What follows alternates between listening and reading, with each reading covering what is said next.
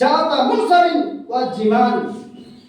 ওই ব্যক্তি যে ব্যক্তিকে খুব সুন্দরী রমণী নারী ডাকলো, ডাকার পরে এসে বলছে, হে যুবক, তুমি আসো আমার সাথে অবৈধ কাজে লিপ্ত হও, তুমি আমার সাথে জেনায় লিপ্ত হও, তুমি আমার লজ্জা স্তরের উপরে উপভোগ করো।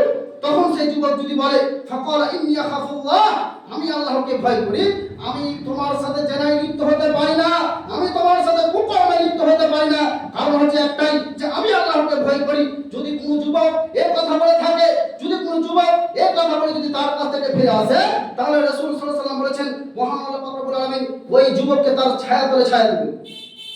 হে যুবক, তোমার কি তো বলছি, তোমার তো স্মরণ করা উচিত। রাসূল সাল্লাল্লাহু আলাইহি ওয়াসাল্লাম বলেছেন, ফাত্তাকুদ দুনিয়া ওয়াত্তাকুন নিসা, তোমরা মহিলা জাত থেকে বেঁচে থাকো, মহিলা জাত থেকে বেঁচে থাকো। এই মহিলা এমন জাতি, এই মহিলা এমন জাতি যারা বনি ইসরাইলকে ধ্বংস করেছিল, যারা বনি ইসরাইলকে ধ্বংস করেছিল। হে যুবক, তুমি এই মেয়ের ফিতনা থেকে বেঁচে থাকো। পৃথিবীতে যদি কারোর কাছ থেকে বাঁচতে হয়, তাহলে তোমরা মেয়ে জাতি থেকে বেঁচে থাকো, কারণ এই মেয়ে জাতি এমন জাতি তোমাকে ধ্বংস করবে, তোমার বাপকে ধ্বংস করবে, তোমার বংশ ধ্বংস করবে এই নারী জাতি।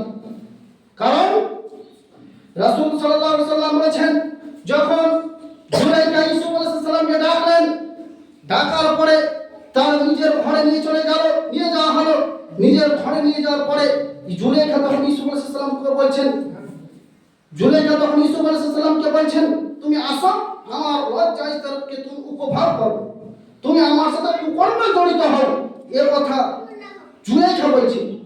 তখন ইউসুফ আলাইহিস সালাম বলছেন, না না না, ফাকালা ইন্নী আখাফুল্লাহ, আমি আল্লাহকে ভয় করি, তোমার সাথে আমি এই জেনায় লিপ্ত হতে পারি না, এই সমস্ত অকর্ম কাজ আমি তোমার সাথে জড়িত হতে পারবো না, কারণ হচ্ছে একটাই, যে আমি আল্লাহকে ভয় করি।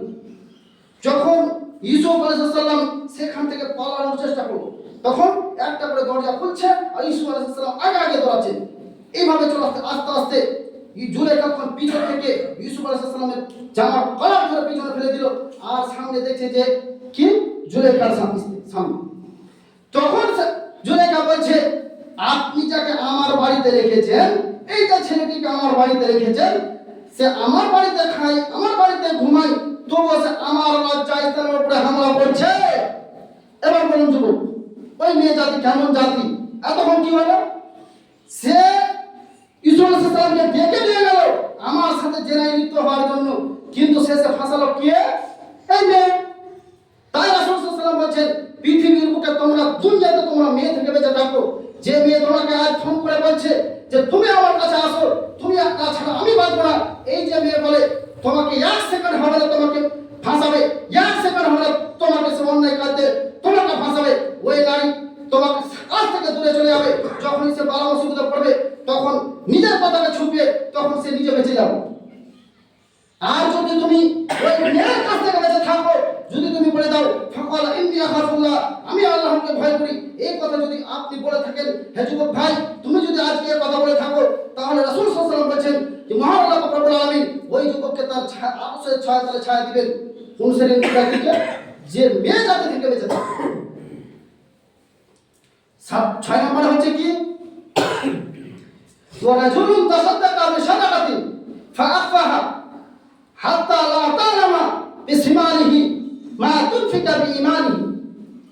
রাসূল সাল্লাল্লাহু আলাইহি ওয়াসাল্লাম বলেছেন, ওই ব্যক্তি যে ব্যক্তি ডান হাত দিয়ে দান করলো এবং তার বাম হাত টের পেল না, ওই ব্যক্তিকে মহান আল্লাহ পাক রব্বুল আলামিন তার আরশের ছায়া তলে ছায়া দিবেন।